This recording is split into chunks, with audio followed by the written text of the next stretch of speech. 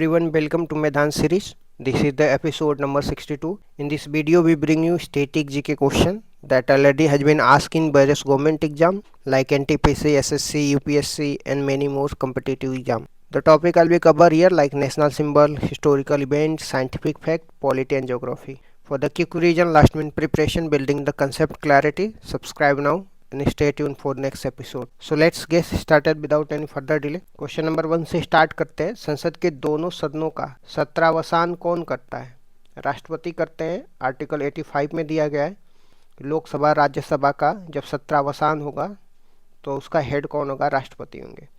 राष्ट्रपति को शपथ कौन दिलाता है? भारत के मुख्य न्यायाधीश दिलाते हैं। आर्टिकल 60 में दिया गया है कि राष्ट्रपति को चीफ जस्टिस ऑफ इंडिया क्या करेंगे? शपथ दिलाएंगे। उपराष्ट्रपति के चुनाव संबंधी विवाद को कौन हैंडल करता है?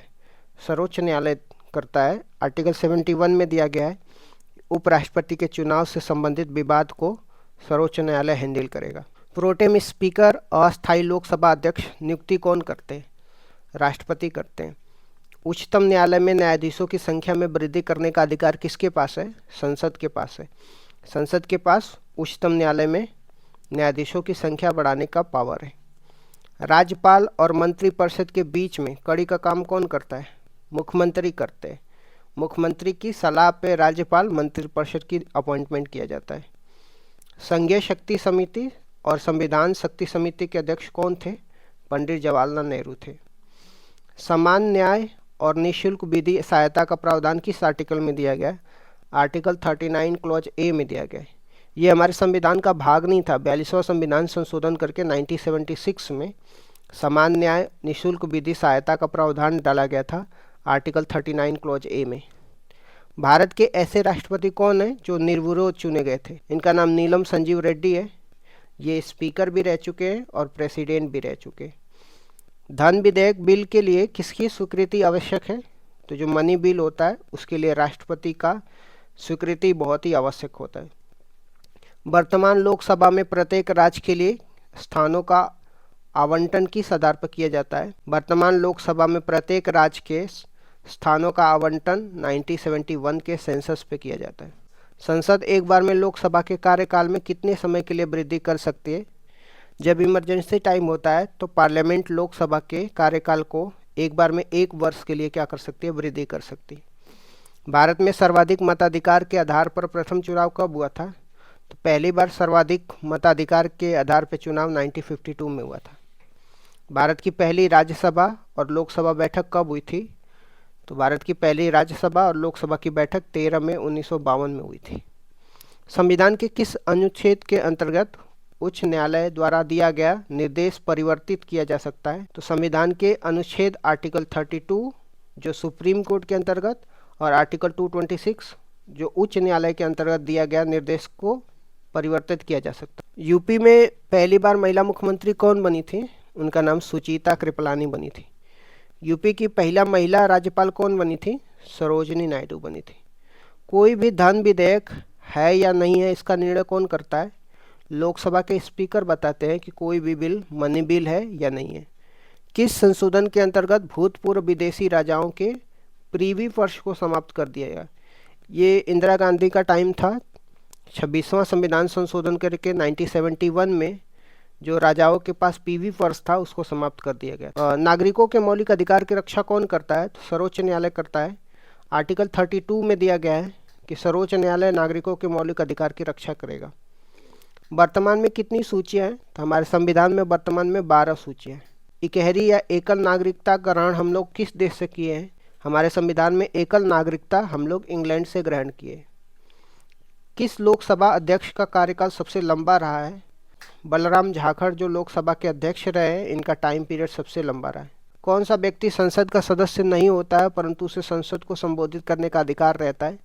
अटॉर्नी जनरल जिसको महान्यायवादी बोलते हैं। आर्टिकल 76 में अटॉर्नी जनरल के पावर को दिया गया है। अटॉर्नी जनरल संसद का सदस्य नहीं भी रहता है परंतु उसे संसद में संबोधित करने का अधिकार रहता है। उपराष्ट्रपति राष्ट्रपति अनुपस्थित हो तो भारत के राष्ट्रपति पद को कौन संभालता है?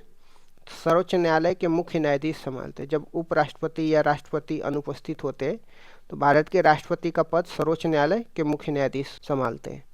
देव शासन प्रणाली के जन्मदाता किसको बोला जाता है?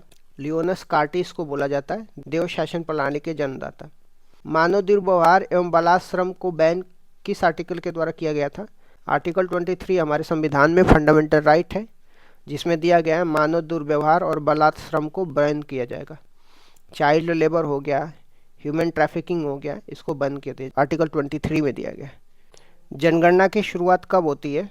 तो जब हम जनगणना की बात करते हैं, इसकी शुरुआत 1872 के अंदर होती है। उस समय मायो वायसराय थे। वैज्ञानिक आधार पर जो दशकीय जनगणना हुई थी 1881 में हुई थी, उस समय वायसराय कौन था? रिपन थे। तो दो बातें जनगणना से रिलेटेड आपको ध्यान में रखना है। 1872 में मायो के टाइम में पहली बार जनगणना हुई थी और दशकीय आधार पे जनगणना 1881 में हुई थी। उस समय लॉर्ड रिपन थे वायसराय। जनगणना कराने के लिए सर्वोच्च अधिकारी को क्या बोलते हैं? तो जनगणना कराने के लिए सर्वोच्च अधिकारी को जनगणना आयुक्त बोलते हैं या कमिश्नर कहते हैं। और भारत के पहले जनगणना आयुक्त कौन थे? WC प्लाउडेन थे। 2011 की जनगणना के क्रम में कौन सा नंबर की गणना थी? तो 2011 का जनगणना के क्रम में 15वें नंबर की गणना थी। स्वतंत्र भारत की बात करें तो 1951 से यह 7वें नंबर की जनगणना है और दशक के आधार पर यह 14वें नंबर की क्रम है। किस दशक को महाविभाजक दशक कहते हैं और क्यों कहते हैं? तो 1911 से 21 के दशक को महाविभाजक दशक कहते हैं। इस दौरान जनसंख्या बढ़ने की बजाय कमी आई थी। 1911 से 21 के दशक में अकाल या महामारियों का प्रकोप होने के कारण जनसंख्या में वृद्धि का दर न्यूनतम था और इसके लिए वर्ष 1921 में महाविभाजक वर्ष कहते हैं। 2011 की जनगणना के समय आयुक्त कौन थे और इसका क्या आदर्श वाक्य था? 2011 की जनगणना के समय आयुक्त चंद्रमौली साहब थे और आदर्श वाक्य जो था, हमारी जनगणना हमारा भविष्य, आवर सेंसस आवर फ्यूचर। 2011 जनगणना के तहत भारत की जनसंख्या कितनी थी और विश्व में उसका क्या स्थान था? 2011 की जनगणना के तहत भारत की जनसंख्या 121.09 करोड़ थी और ये चीन के बाद दूसरा स्थान रखता था। वर्तमान में भारत पहले स्थान पे आ चुका है। 2001 से 11 के बीच में दशकीय वृद्धि कितनी थी? तो 2001 से 11 के बीच में दशकीय वृद्धि 17.7% थी। भारत में महिलाओं और पुरुषों की जनसंख्या का प्रतिशत कितना है जनगणना 2011 के अनुसार? तो महिलाओं की जनसंख्या 48.53% थी और पुरुषों की जनसंख्या 51.47% थी। क्षेत्रफल के अनुसार सबसे बड़ा और सबसे छोटा राज्य कौन सा है? तो क्षेत्रफल के अनुसार सबसे बड़ा राज्य राजस्थान है और सबसे छोटा राज्य गोवा है। क्षेत्रफल के अनुसार सबसे बड़ी और सबसे छोटी यूनियन टेरिटरी कौन है? तो क्षेत्रफल के अनुसार सबसे बड़ी यूनियन टेरिटरी लद्दाख है और सबसे छोटी लक्षद्वीप है।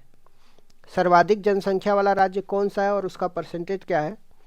सर्वाधिक जनसंख्या वाला राज्य यूपी है। भारत की जनसंख्या का 16.51% निवास करता है यूपी में। दूसरे नंबर पे महाराष्ट्र आता है और भारत की जनसंख्या का 9.28%। और तीसरे नंबर पे बिहार का भारत की जनसंख्या का 8.6%। चौथे नंबर पर पश्चिम बंगाल है और भारत की जनसंख्या का 7.54 निवास। न्यूनतम जनसंख्या वाले राज्य कौन से हैं? तो न्यूनतम जनसंख्या वाला राज्य सिक्किम है, जिसमें जनसंख्या 0.05% है। उसके बाद मिजोरम का है 0.09%। उसके बाद अरुणाचल प्रदेश का 0.11% है और गोवा का 0.12% है। सर्वाधिक दशकीय वृद्धि किस राज्य में हुई थी? तो सर्वाधिक दशकीय वृद्धि मेघालय में हुई थी 27.9%। न्यूनतम दशकीय वृद्धि ऋणात्मक किस राज्य में हुई थी? तो नागालैंड में हुई थी, जहाँ जनसंख्या बढ़ने के बजाय कम हुई थी। ये 0.6% थी माइनस में। यह भारत का एकमात्र राज्य है जहां 2011 की जनगणना के अनुसार जनसंख्या वृद्धि दर ऋणात्मक। भारत का 2011 जनगणना के अनुसार जनघनत्व कितना था? तो भारत का जनघनत्व 382 प्रति व्यक्ति किलोमीटर स्क्वायर है। सर्वाधिक जनघनत्व वाला राज्य कौन सा है? तो सर्वाधिक जनघनत्व वाला राज्य बिहार है, जहां 1106 प्रति व्यक्ति किलोमीटर स्क्वायर में रहते हैं। न्यूनतम जनघनत्व वाला राज्य कौन सा है? तो न्यूनतम जनघनत्व वाला राज्य अरुणाचल प्रदेश है, जहां केवल 17 व्यक्ति प्रति किलोमीटर स्क्वायर में रहते हैं। सर्वाधिक जनसंख्या वाला यूटी आपको दिल्ली देखने को मिलेगा। सर्वाधिक जनसंख्या घनत्व वाला क्षेत्र राज्य या यूटी कौन सा है? तो भारत में सर्वाधिक जनसंख्या घनत्व वाला क्षेत्र दिल्ली है, जो बिहार से 10 गुना अधिक। न्यूनतम जनसंख्या वाला यूटी कौन सा है? तो लक्षद्वीप है। और 2011 के अनुसार भारत का लिंगानुपात, जिसको सेक्स रेशियो बोलते, कितना था? 2011 के अनुसार भारत का लिंगानुपात 943 था।